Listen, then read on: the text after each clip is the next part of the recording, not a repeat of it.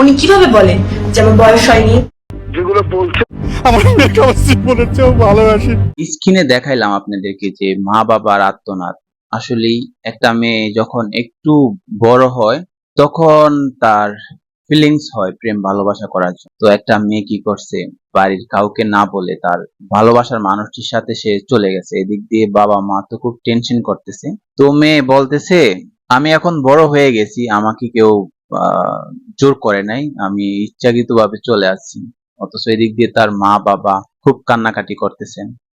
মা একদিক দিয়ে কান্না করে, বাবা একদিক দিয়ে করে। আসলে সেই মেয়ে এগুলো জানে না যে মা বাবার মনে কষ্ট দিয়ে কখনো ভালো কিছু আশা করতে পারে না, ভালো কিছু হয় না।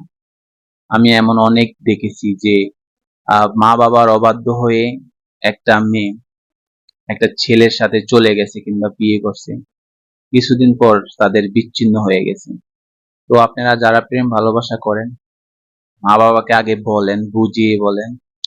যদি তারা না শোনে, যদি তারা না শোনে, আপনি সেই ক্ষেত্রে কিছু একটা করতে পারেন।